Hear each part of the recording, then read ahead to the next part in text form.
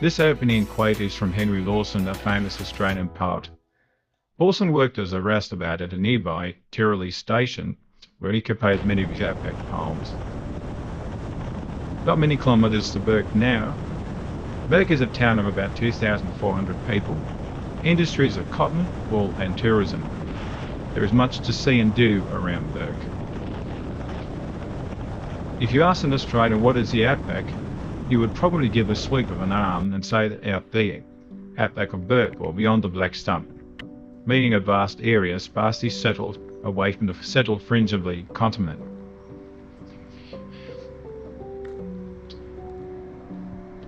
In the early 1800s, there was much speculation about an inland sea. There was even suggestions that whales were seen to be spouting. Many expeditions were mounted to trace the western rivers and to look for land suitable for settlement. Major Thomas Mitchell was an explorer and Surveyor General for New South Wales. Mitchell heard reports of a large river to the northwest and set out to find it in 1831. 4 years later, he travelled down the Darling River to Menindee, where he was forced to turn back due to hostilities from the natives. On the outward journey, his botanist, Cunningham, was speared and killed. Major Mitchell has a parrot named after him, a Major Mitchell cockatoo. Charles Sturt arrived in the colony in 1828 with a drive to go exploring. He passed through Bourke. Sturt found the Darling River, joined with the Murray at Wentworth.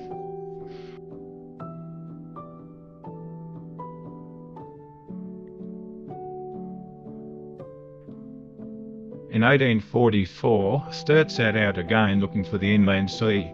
This time he towed a sailboat overland.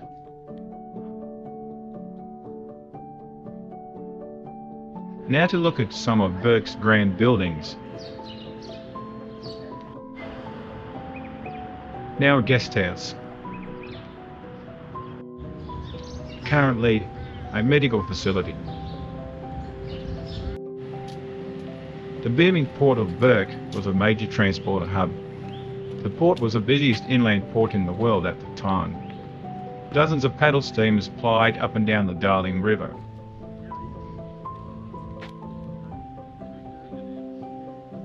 We must think back to the days when the Darling was the artery servicing western New South Wales with trade and supplies.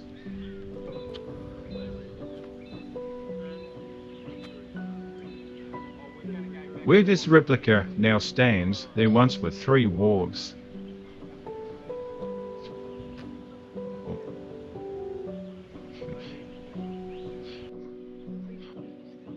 Before the coming of roads and rail to Bourke, the paddle steamers were the only realistic means of contact with the outside world. In the 1880s, they were critical for the wool trade.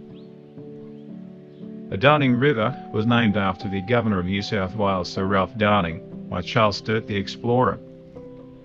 The river is 1,600 kilometres long and drains the catchments of the Ballong, Warrego and Paroo river systems. These catchments can occasionally be subjected to very heavy monsoonal rainfall.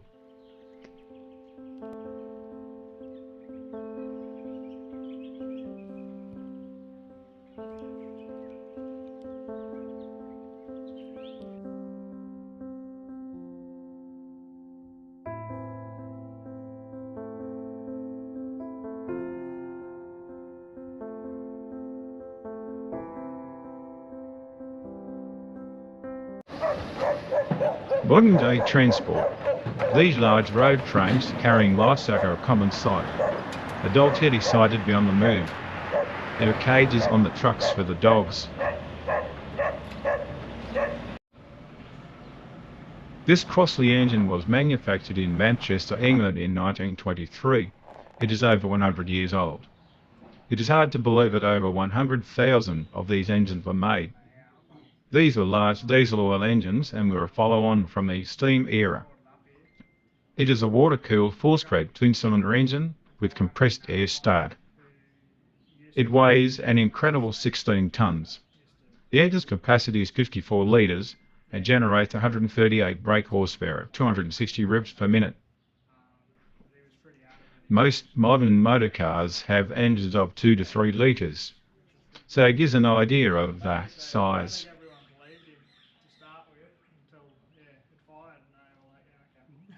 had to replace all the rings, all the head gaskets, all the water jacket seals, everything. So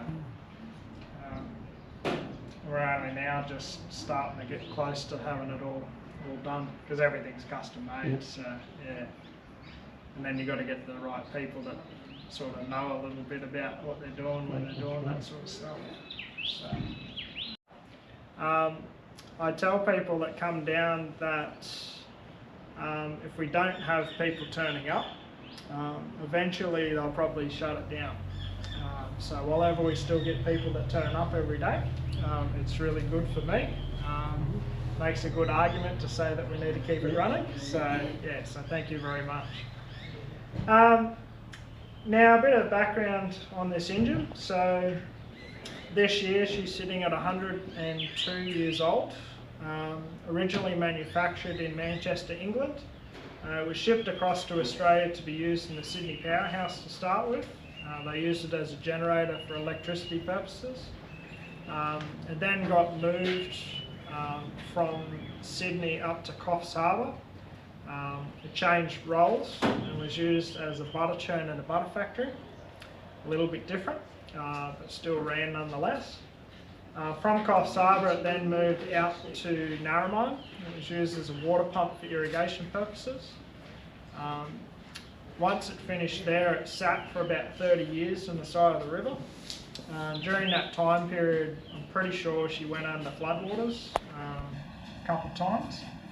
So eventually they did pick it up and move it out here to Bourke. By this stage though, she looked pretty similar to that old piston you see down the back. So she was a bit rusted over. Luckily they were able to get it restored, and ever since then it's just been used as a tourist demonstration piece. So we don't actually run anything with this engine anymore like they used to. We simply just start it up, run it for about 20 odd minutes, and then we shut it down again. Now in the old days, to start this engine up, they used to use compressed air to get the momentum needed to actually start it. To get that compressed air, they used a device very similar to this one just here. So it's an old day air compressor. We cheat these days and we just use an electric one. She's a bit hard using that one.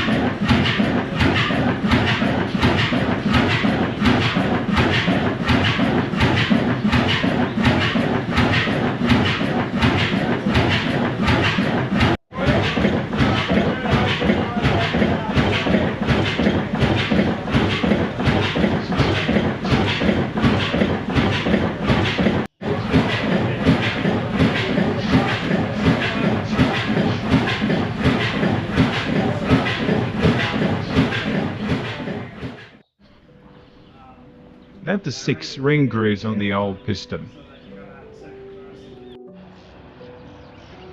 This North Bourke Bridge is the oldest movable span bridge in New South Wales. It was opened in 1883. It lasted for 114 years until replaced by the current bland concrete structure in 1997. The central span was able to be raised manually to allow the steam paddle wheels to pass under, particularly in times of high river levels. The old bridge has much more character than the new bridge.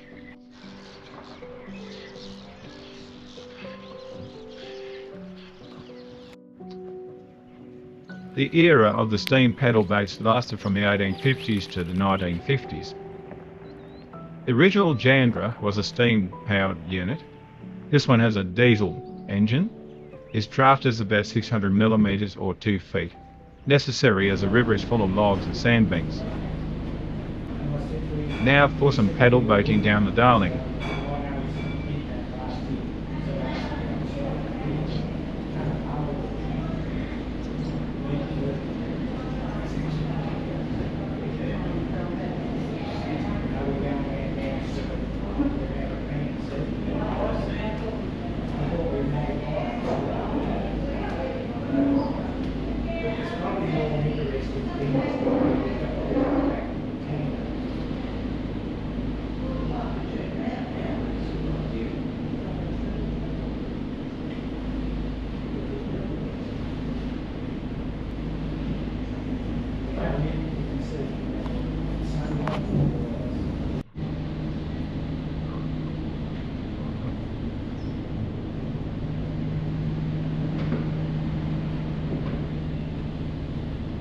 Look across to the water's edge on the left.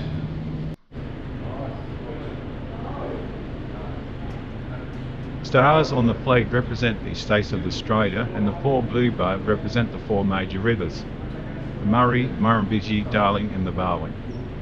The canton of the flag has the Union Jack.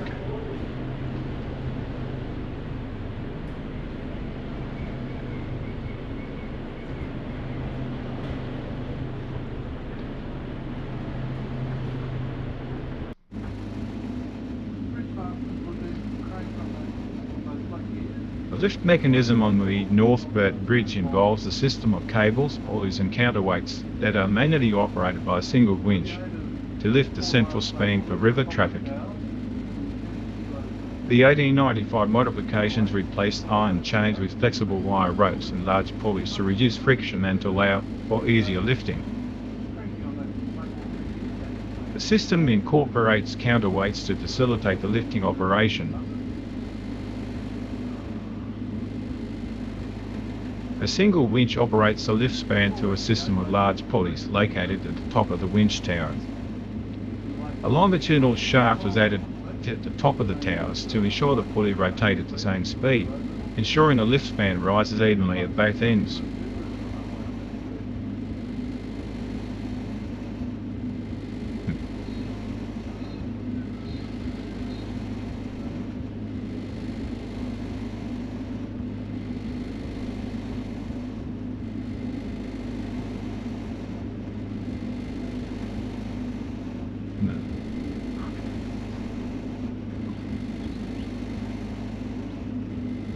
The PV Jandra is able to slip easily under the old bridge.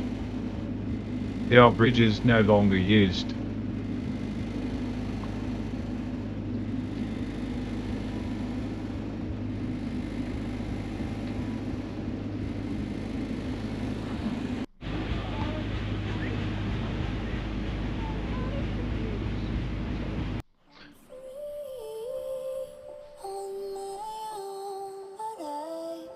Fred Hollows was a famous Australian eye surgeon, well known for his charitable work in restoring sight to so many people in the third world. Fred died in 1993 and requested that he be buried in Bourke Cemetery. His work continues today through his foundation.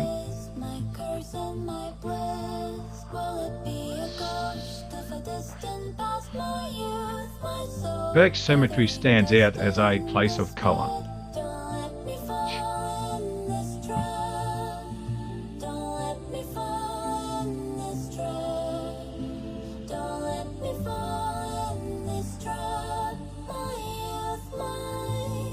So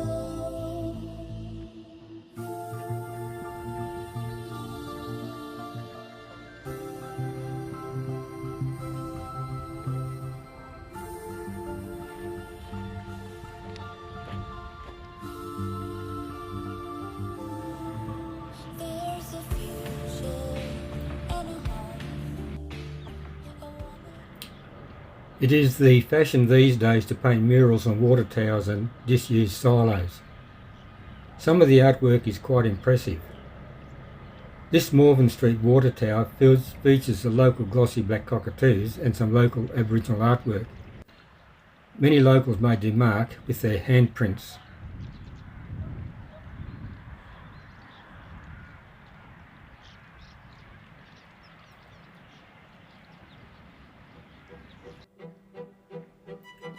Let's go to the plateau of Mount Oxley, the only hill in the area of Bourke for some sunset shots.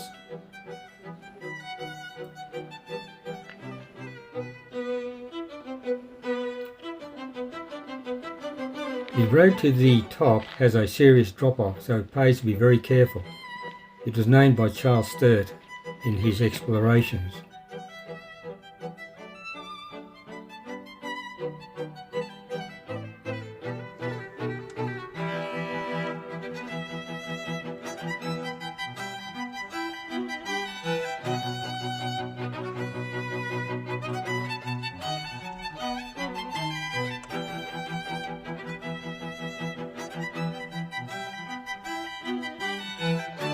Tomorrow we will be leaving Bourke for Charleville, a distance of about 450 kilometres. The blue sign is telling us that it is 250 kilometres to get petrol, or if you're an American, gasoline in Cunnamulla. Diesel can be obtained in 128 kilometres. On the way to Charleville, in the middle of nowhere, a surprise, a very welcome coffee and snacks van.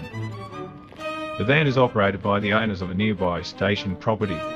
They run merino sheep on this station.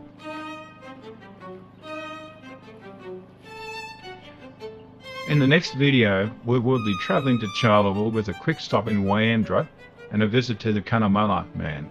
At the end of this video, you can like and subscribe.